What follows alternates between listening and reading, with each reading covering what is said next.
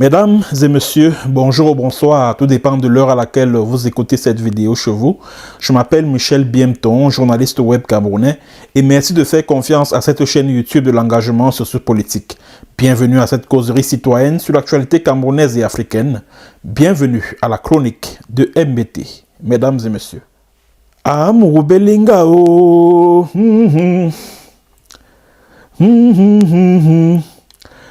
Je commencerai par dire à tous les soutiens de Jean-Pierre Amourou Belinga, à tous les fanatiques du Zomlo là, que apprenez à écouter les conseils.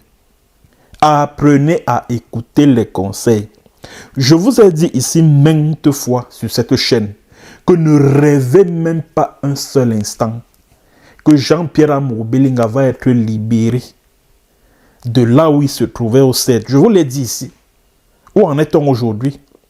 Alors, ce samedi 4 mars 2023, Jean-Pierre Amourou Belinga, le patron du groupe de presse L'Anecdote, le sulfureux homme d'affaires camerounais, a été placé sous mandat de détention provisoire à la prison principale de Yaoundé-Kondengi.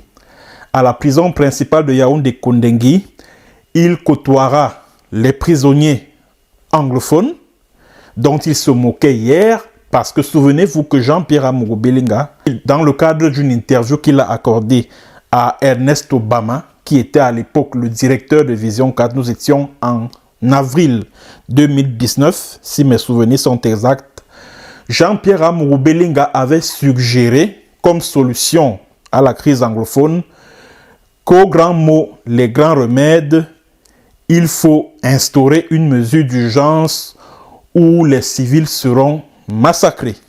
C'est la suggestion qu'il avait faite au cours de cette émission, au cours de ce grand entretien qu'il a accordé à l'époque à Ernest Obama. Aujourd'hui, il se retrouve dans le même milieu carcéral que ces anglophones dont il demandait l'extermination hier.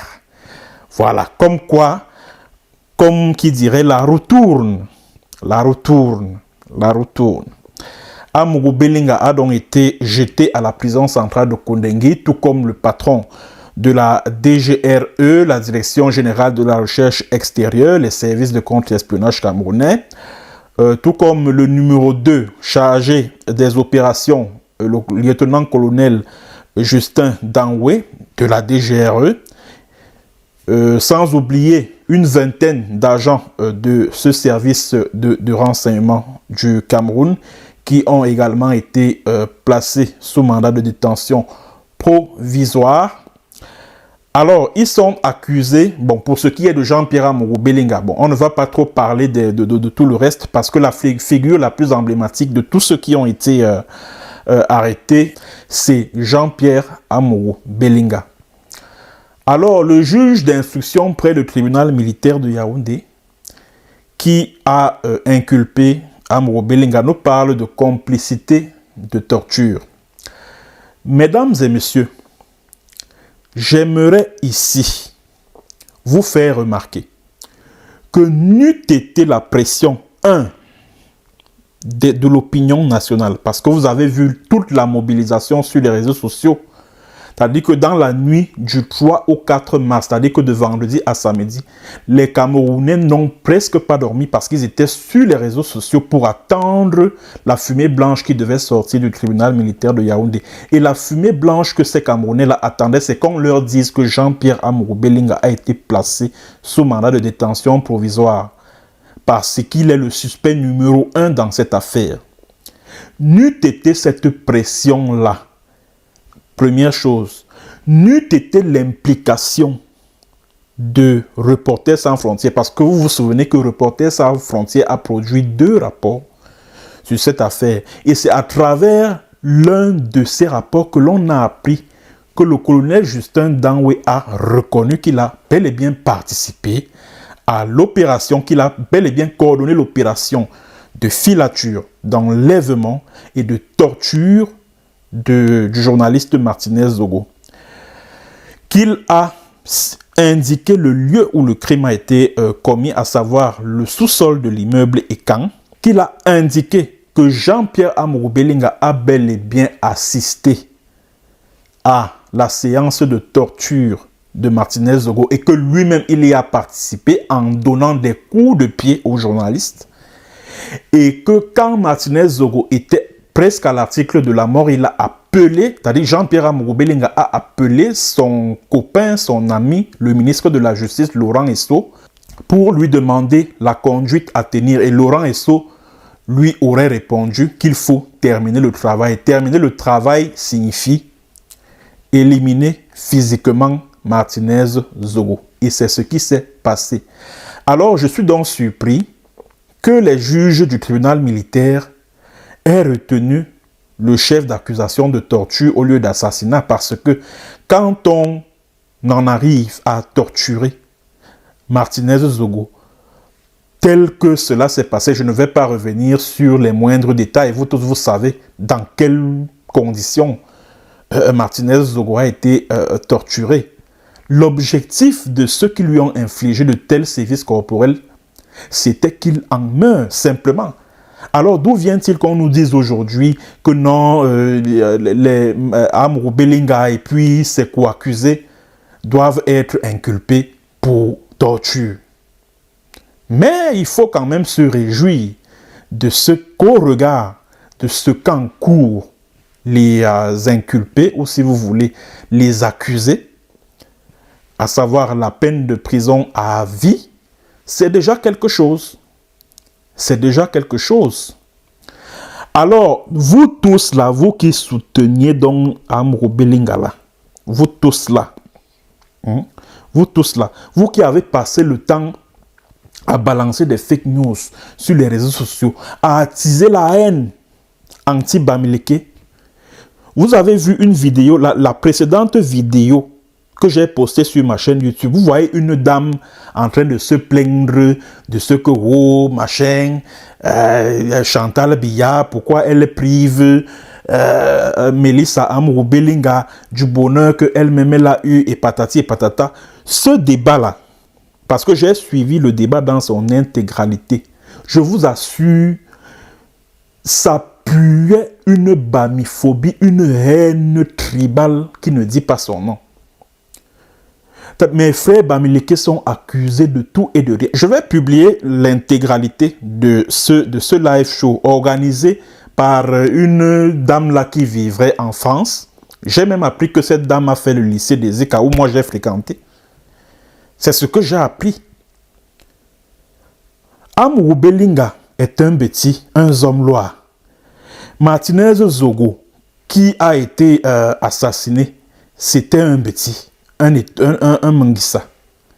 Que viennent chercher les Bamileke dans cette affaire? Et dans ce débat-là, j'ai suivi une femme qui est toujours en France pour dire que il faut même qu'on entende le patron de Martinez Zogo, donc le patron de la chaîne Amplitude FM, un certain Nobissi, comme il a un nom Bamileke, ça veut dire que on a utilisé un écan pour nuire à un petit. Waouh! Et à Vision 4, il n'y a pas de Bamileke qui travaillent là-bas. Mais les soutiens du homme là, vous qui passez votre temps à distiller la haine tribale sur les réseaux sociaux, n'y a-t-il pas de Bamileke qui travaille à Vision 4? Moi, je connais un de mes condisciples, Eddy Machuako, c'est mon condisciple à l'Institut Sciences Supérieur. C'est un Bamileke. Il y a pas mal de Bamileke qui travaillent là-bas. Ça, vous ne voyez pas ça. Mais c'est simplement parce que la radio, à travers laquelle Martinez Zogo dénonçait les Amourou Belinga, les Louis-Paul Moutazé, les Esso Laurent, etc., comment il s'appelle, le général Aïvo, appartient à Numbisi, qui est Bamileke. Alors ça devient une histoire où, non, les Bamileke ont utilisé un bêtis pour s'attaquer à un bêtis. Qu'est-ce que ça, Ivoire? Il y a un crime qui a été commis. Et ce crime doit être puni. Point barre. Qu'est-ce que les tribus, qu'est-ce que les Bamileke en ont à cirer? Qu'est-ce qu'ils en ont à cirer? C'est ça le plus important. C'est ça le plus important. Il y a un là, mon oncle qui est commissaire de police qui est en France. Touchez Amro Belinga, vous allez voir. Touchez, le voilà donc, on l'a touché, on l'a jeté en prison. Il est même d'abord passé par le CED. Et il a frappé presque 1 mois au CED. Vous étiez où? Vous avez fait quoi? Vous avez fait quoi? Juste pour un maigre pécule, pour un argent, c'est-à-dire que pour un maigre argent, pour une minable somme d'argent, vous défendez quelqu'un qui est suspecté, qui vous a même d'ailleurs dit qu'on accuse Amro Belinga d'avoir tué ma... Non! On dit, ce que nous disons, c'est qu'il est suspect numéro 1, point. C'est ce que nous disons depuis. Personne n'a dit que il a Amro Belinga. Non, personne n'a dit qu'il a participé au meurtre alors qu'il l'a tué. Personne ne l'a dit. Ce que l'on dit, c'est qu'il est suspect. Il y a un crime qui a été commis sur Martinez Zogo. Il y a un suspect et ce suspect doit en répondre devant les tribunaux. Et ce suspect, c'est Jean-Pierre Amro Belinga. Point barre. Point barre. Point barre. Personne n'accuse Amro Belinga de quoi que ce soit. Oh, vous êtes là, vous passez votre temps à dire que non, Zomlo n'y est pour rien. Vraiment, il n'y a pas de preuves. Qui vous a même dit que le rôle des enquêteurs, c'est-à-dire que des officiers de police judiciaire, c'est de rassembler les preuves, c'est de rassembler les indices. Je vous l'ai dit ici maintes fois. Vous, ces soutiens de Amro Belinga là, le rôle des enquêteurs, c'est pas de rassembler les preuves. Parce que des preuves, il y en a. Je peux vous le dire, il y en a. Vous pensez que si on est allé arrêter les agents de la DGRE, tout un patron des services de renseignement, Eko Maxime, si on est allé arrêter tout un patron de la DGRE, tout un numéro 2 en charge des opérations, vous pensez que c'est sur la base des dires, des déclarations? Non! C'est sur la base des écoutes téléphoniques. C'est sur la base des caméras. C'est-à-dire que des vidéos prises à partir des caméras de vidéosurveillance là. Et ce sont les services secrets israéliens qui travaillent avec Ngongo, qui faisaient le travail là. Ils étaient en train de mettre tous ces gens-là sur écoute. Et c'est dans l'audition de tous ces agents de la DGRE là qui a permis de remonter jusqu'à Jean-Pierre Amro Belinga, jusqu'à Laurent Esso, jusqu'à Louis-Paul Motazé. C'est de ça qu'il s'agit. C'est de ça qu'il s'agit. Donc, vous les soutiens de Amro Belinga là, vraiment, excusez-nous. Excusez-nous. Excusez-nous. J'espère que comme Amro Belinga est maintenant à la prison principale de Yaoundé, vous irez souvent lui rendre visite là-bas. Vous irez lui rendre visite là-bas pour lui prouver votre attachement vis-à-vis de sa personne. Parce que ne faites pas comme... Et moi, je suis surpris de vous voir vous agiter. Pendant ce temps, les Mvor Belinga eux-mêmes, dont Amro Belinga est le chef, eux, ils sont calmes. Hein? Ayonvor Belinga, vous faites comment? Voilà votre Zomlo qui est dans le trou. Vous dites quoi? Hein? Zomlo Anahamimbok. Zomlo Anahamimbok. Vous faites comment? Vous faites comment? Voilà votre Zomlo qui est en prison. Vous ne dites rien. Ah, je vous comprends. C'est parce que c'est une situation. C'est-à-dire que c'est une affaire assez grave et c'est sage de rester tranquille. Ne faites pas comme tous ces petits zozos, ces petits essingans activistes sur les réseaux sociaux qui s'agitent là. Et ils accusent les Bamileke, ils disent que non, c'est les Bamileke qui font ceci. Ah, ils manipulent J.Remingo, machin. Ah, ils font dans les fake news, ils balancent des trucs sur les réseaux sociaux. Ah, ceci, yo, Amro Belinga est innocent. Ah, vraiment, on l'accuse pour rien. Alors que quand Martinez, avant qu'il ne meure, la dernière émission qu'il présente,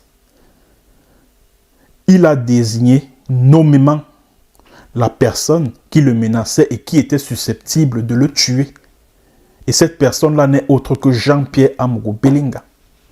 Nous tous, nous savons que la personne qui avait plus intérêt à ôter la vie à Jean-Pierre Amourou Belinga, c'est bel et à Martinez Zogo, c'est bel et bien Jean-Pierre Amourou Belinga, parce que Martinez Zogo a consacré des émissions entières à critiquer Jean-Pierre Amourou Belinga, à dénoncer son implication dans le pillage des fonds publics, le pillage des ressources publiques, à partir des lignes budgétaires 94 et 65. Et il y a également une chose qui moi, me fait souvent rire, chers followers. J'entends certains activistes du centre-sud et de l'Est dire que Amourou Belinga, c'est le seul homme d'affaires dont les bêtis doivent être fiers. Les gars, un homme d'affaires, un vrai, ça ne bavarde pas. L'argent, le bon argent là, quand on a un homme d'affaires et qu'on gagne son argent honnêtement, on reste discret. On reste le plus discret possible. Je vais m'adresser à mes cousins là, petits là, qui défendent Amourou Belinga. Est-ce que vous voyez même les hommes d'affaires Bamileke là? Vous les voyez même, que ce soit à la télé, que ce soit lors des cérémonies publiques. Est-ce que vous les voyez? Que ce soit Nunchungwing, que ce soit Samuel Foyou, que ce soit Monté, celui qui a construit l'hôtel qui est au centre-ville, là, comment on appelle ça? Hôtel... il a même construit un pendant à Douala. Comment ça s'appelle l'hôtel là? Qui est à côté de l'hôtel de... Voilà, un autre, Feu Claude le Parisien. Donc, il a construit un hôtel juste à côté de celui de Claude le Parisien, là, au centre-ville, avant le palais des sports, la Falaise, voilà. Est-ce que vous voyez ces hommes d'affaires Bamileke, même Fotso Victor, quand il était encore vivant, vous le voyez, les Dampulo, qui sont des multimilliardaires. Vous n'entendrez jamais que ce soit Samuel Foyou, que ce soit, je sais pas moi, les Kadji de Fosso quand il était vivant. Tous ces milliardaires Bamileke là, dont vous vous moquez souvent en disant qu'eux aussi, ils ont bénéficié des subventions de l'État. L'État les a aussi aidés. Eux, par contre, l'État les a aidés, mais ils ont pu fructifier les subventions que l'État leur accordait. Voilà la différence. Et ils sont restés, c'est-à-dire que ils sont restés discrets. Discret. Jamais vous n'allez entendre, je sais pas moi, Samuel Foyou ou Nunchungwing ou tous ces hommes d'affaires Bamileke là dire que non, tel est venu, je lui ai remis 25 millions. Tel autre est venu me voir, je lui ai remis 50 millions. Ah, je vais construire une bibliothèque de 500 millions pour le chef de l'État. L'argent là sort d'où? C'est toujours l'argent qu'on souffre pour avoir dans le pays qu'on appelle Cameroun là. C'est toujours l'argent que je connais là, qui est dû à avoir là. Et vous ne vous posiez pas toutes ces questions-là, que cet argent-là lui sort d'où? Quand on parle même d'homme d'affaires, Amourou a quelles affaires au Cameroun? En dehors de la banque qu'il a créée, la Vision Finance, avec l'argent volé, en dehors des chaînes de radio et de télévision, Vision 4, Satellite et puis Anecdote. Et puis Issam, bon, j'ai appris que Issam en fait appartient à Nvondo-Elou. Tout comme l'immeuble Ekang d'ailleurs. Il est homme d'affaires de... Amourou Belinga est homme d'affaires par rapport à quoi? Dites-moi mes frères et sœurs Ekang là. Vous qui soutenez Amourou Belinga là. Vous qui soutenez Amourou Belinga. Il est homme d'affaires en vertu de quoi? Quel est son chiffre d'affaires annuel? Combien verse-t-il au fisc? Quels sont ses bénéfices? C'est-à-dire que quel est son revenu qu'il déclare chaque année aux impôts pour dire qu'il est l'un des plus riches hommes d'affaires petits au Cameroun? Il est homme d'affaires par rapport à quoi? Par rapport à quoi? Par rapport à quoi? Les autres, eux, ils sont des capitaines d'industrie. Ils ont des firmes, des compagnies gigantes, comme on dit en langue norvégienne. gigantes, donc des compagnies, des grosses boîtes. Hein? Amourou Belinga, quoi? Il a quelles usines qui emploient des jeunes Camerounais? Il a quelle multinationale? Il a quoi? Pour qu'on puisse parler d'homme d'affaires. Il fait quelles affaires? Quelqu'un, un villageois qu'on a ramassé en Koumadjap dans la Mofouakonola, on l'a gavé de milliards, on l'a habillé en costume scintillant, on en a fait un homme d'affaires. Parce que Laurent Esso est son parrain, il devient le plus puissant de tout le Cameroun. Il insulte les ambassadeurs, il méprise les commissaires de police, etc. Le voilà aujourd'hui, il est en prison. J'espère que vous irez souvent lui rendre visite dans son local où il se trouve à la prison principale de Konengi. J'espère bien. Et quelqu'un a appelé, a mis au défi Ngongo Ferdinand, plus précisément, de toucher à Amourou Belinga. Voilà donc Ngongo Ferdinand qui a touché à Amourou Belinga. Organisez donc les marches à Yaoundé. On voit. Vous, les soutiens du homme Loala, organisez les marches. Je me rappelle, il y a même eu des manifestations, non? Que ce soit en diaspora, que ce soit au Cameroun. C'était en 2020, si je ne me trompe pas. 3 ou 4 Camerounais s'étaient réunis dans un coin, où c'est en France, où c'est en Suisse, où c'est où là, pour dire que non, ils soutiennent Amourou Belinga parce qu'il crée des emplois, c'est un homme d'affaires qui fait la fierté des petits, ou ceci, ou cela. Comment un homme d'affaires peut faire la fierté des petits en pillant les caisses de l'État? Comment ça peut être possible? Comment c'est possible? Et vous, les petits qui soutenez Amourou Belinga, vous en êtes fiers? Que la richesse d'un homme petit, un noble et Kambeti, repose sur de la rapine, sur du vol, sur du détournement des fonds publics? Ça ne vous fait pas honte? Ça ne vous fait pas honte? Et quand un noble et Kambeti Martinez Zogo, un Manguissa, le dénonce, Amourou Belinga mobilise les agents secrets pour lui ôter la vie. Et les mêmes Zozo et Kambeti se mettent vent debout pour apporter leur soutien à Jean-Pierre Amourou Belinga. N'est-ce pas honteux tout cela? Est-ce que c'est ça l'homme petit? Moi, je suis petit de par ma mère. Hein. J'ai du sang petit qui circule dans mes veines. Ma maman est petit. Est-ce que c'est donc ça, être petit? Et de surcroît, un homme-loi, un gardien de la tradition. Un homme-loi, c'est celui qui protège sa communauté. Un homme-loi, c'est celui... Un homme-loi est un bouclier de sa communauté. Il protège sa communauté. Il est une source de bénédiction pour sa communauté. Et non une source de menace pour sa communauté. Et non une menace de mort pour sa communauté. C'est de ça qu'il s'agit. Bon, pour revenir donc à Amourou Belinga, désormais à la prison centrale de Konengi, il ne faudrait pas que nous lâchions du lest. Il ne faudrait pas que nous lâchions du lest. Parce que le travail doit être mené à bon port. Amourou Belinga est en prison, d'autres doivent suivre. Il ne faudrait pas que le pouvoir de Biano serve une affaire à la Floribert Chebeya. Non, nous ne voulons pas de ça. Nous ne voulons pas d'une affaire à la Floribert Chebeya. Floribert Chebeya, pour ceux qui ne connaissent pas, je vais vous raconter l'affaire de Floribert Chebeya qui a quelques similitudes avec l'affaire Martinez.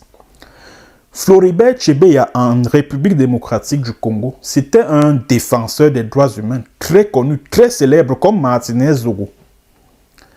Alors, il investiguait sur les violations des droits humains en République démocratique du Congo. Il a même fait la prison plusieurs fois, comme Martinez Zogo a également fait la prison en 2020. Depuis d'ailleurs Mobutu, parce qu'il était vraiment un combattant courageux, téméraire et tout. Alors, Un soir, c'était le 1er juin 2010, il se rend à l'inspection générale de la police nationale, un peu comme la DGSN au Cameroun. Il allait rencontrer un général, le général John Numbi, qui dirigeait la police congolaise à l'époque, parce qu'il avait un dossier contre lui, puisque le général John Numbi, c'est un général de l'armée. Alors, il y a un mouvement religieux qui a émergé quelque part, je crois, à l'est de la RDC, qu'on appelait Bondo Dia Congo. En fait, c'est une secte. Alors, le général John Numbi a donc créé un bataillon appelé bataillon Simba pour mater ce mouvement religieux, le Bondo Dia Congo. Alors, le Simba a donc fait ce qu'on appelle un carnage. Des centaines de civils ont été éliminés physiquement sur ordre de John Numbi. Floribert Chebeya avait donc l'information. Il a mené ses investigations en tant que défenseur des droits humains. Il a constitué un dossier qu'il était sur le point d'aller déposer à la CPI, à la Cour pénale internationale. À l'époque, c'est Kabila qui était encore, le Joseph Kabila qui était le président de la République en RDC. Alors, il arrive donc à la direction de la police nationale, c'est-à-dire que l'inspection générale de la police nationale, pour rencontrer le général Numbi. Bon, la réceptionniste lui demande de s'asseoir. Et puis le temps passe parce qu'il est arrivé dans l'après-midi, 14-15 heures. Puis le temps passe. Et puis hop, des policiers surgissent comme ça de nulle part. Il arrête. Il l'entraîne au niveau de son véhicule. C'est-à-dire qu'on l'entraîne dans son véhicule parce qu'il est venu avec un véhicule. Il était avec son chauffeur qui s'appelait Fidel Bazana. Alors, on entraîne donc Floribert, c'est-à-dire que c'était des policiers. Et dans le commando qui a enlevé Floribert Chebeya dans les installations de la police nationale, il y avait le chef des opérations, un peu comme Justin Danhoué au Cameroun. Dans le commando qui a enlevé le défenseur, le DDH congolais, là, il y avait le colonel, je crois, oui, colonel Moukalaï, c'est comme ça qu'il s'appelait. Il était chef des opérations spéciales au sein de la police nationale. C'est lui qui dirigeait les opérations sur le terrain. Ils ont donc entraîné Floribert Chebeya à Mitenzi, à une trentaine de kilomètres de Kinshasa. Donc, ils ont pris un sachet, ils l'ont étouffé. Je m'excuse auprès de la communauté YouTube. Hein. Donc, ils l'ont étouffé jusqu'à ce que mort s'en suive. Je tiens à m'excuser auprès des administrateurs de YouTube pour cette précision sur les circonstances dans lesquelles Floribert Chebeya a été tué. Alors, le lendemain, le 2 juin, c'est à Mitenzi. On a retrouvé le corps de Floribert Chebeya à Mitenzi dans son véhicule. Bon, celui de Fidel Bazana, on ne l'a plus jamais retrouvé jusqu'à ce jour. Par contre, celui de Chebeya a été retrouvé à Mitenzi. Je vous jure qu'à l'époque, ça avait fait un tour. C'est-à-dire que la disparition de Floribert Chebeya, quelqu'un de très bien connu en République démocratique du Congo, une figure célèbre de la défense des droits humains en RDC. Ça a créé un tollé général. C'est-à-dire que ça a même provoqué une manifestation. Parce que les gars avaient dit que non, c'est vrai que John Numbi est impliqué. Mais en réalité, c'est Kabila qui a donné l'ordre d'éliminer physiquement Floribert Chebeya. Après, il y a eu un procès parce que la communauté internationale a mis une pression énorme sur Joseph Kabila. Après, il y a un procès qui s'est organisé et tout. Et au bout du procès, il y a eu des condamnations. Sauf que John Numbi, qui était le commanditaire, lui, il a pris part à ce procès-là, mais en tant que témoin. En tant que témoin. Donc, il n'a jamais fait l'objet d'un procès jusqu'à ce jour où je vous parle. Jusqu'à ce jour, il n'a jamais été jugé par rapport à ce crime. Bon, il avait sa veuve, la veuve Chebeya. Elle est aujourd'hui, je crois, soit aux États-Unis, soit au Canada, si je ne me trompe pas, avec ses enfants et tout. Bon, Fidel Bazana, lui, comme je vous l'ai dit, on n'a jamais retrouvé son corps. Sa femme aussi, elle a eu un visa pour la France où elle réside jusqu'à ce jour. Voilà. Voilà donc le procès. On a assassiné que quelques petits policiers là de rien du tout. On les a pris, on les a jetés en prison, on les a jugés, on les a condamnés. Et le colonel Moukalaï, le chef des opérations, un peu comme le Justin Danwe de la RDC là, lui également a écopé de, je crois, 15 ans de prison, quelque chose de ce genre. Mais le général Numbi, le commanditaire, lui, il n'a jamais fait l'objet d'un quelconque procès. Ni lui, ni Joseph Kabila, parce que l'ordre, en fait, venait de Joseph Kabila. Mais il n'a jamais été entendu pour, dans cette affaire de l'assassinat de Floribert Chebeya. Jamais. Alors, il ne faudrait pas que nous revivions au Cameroun l'affaire Floribert Chebeya, où on juge les exécutants d'un crime, d'un fait criminel, tout en épargnant les véritables commanditaires. Selon un rapport de Reporters sans frontières, quand Martinez Zogo a fini d'être torturé jusqu'à être laissé pour mort, il a appelé Laurent Esso pour dire que mais qu'est-ce qu'on fait? Laurent Esso lui a dit il faut achever le travail. Alors ça veut dire que la pression doit continuer à être exercée sur le pouvoir Biya afin que Laurent Esso soit jugé. Et toujours selon Reporters sans frontières, le colonel Justin Danwe a déclaré devant la commission d'enquête que l'argent qui était censé être débloqué, donc l'argent qu'il a reçu, c'est lui, Paul Motazé, qui a donné l'ordre de virer cet argent-là dans son compte.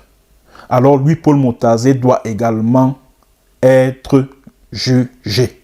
Lui, Paul Motazé, doit également faire l'objet d'un procès.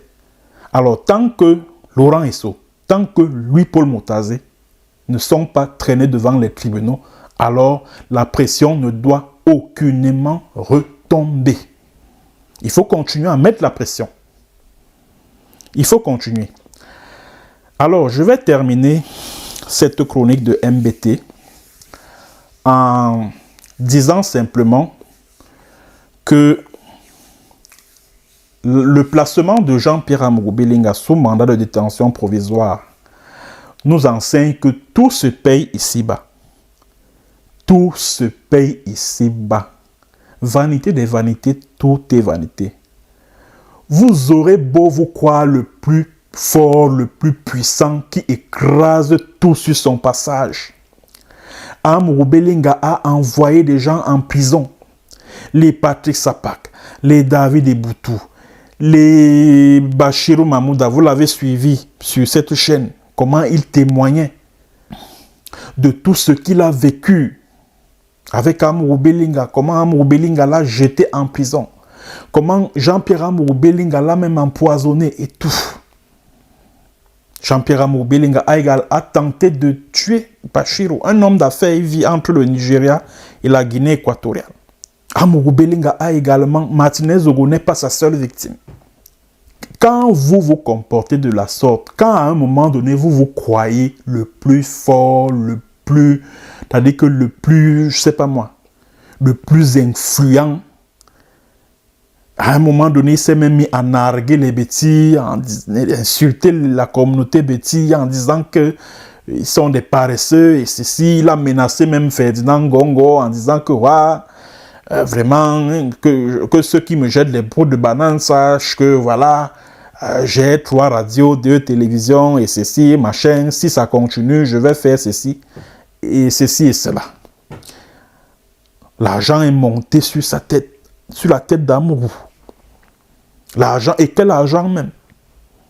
Quel argent? Un argent qu'il a piqué des caisses de l'État. Il crânait avec ça. Il se vantait avec.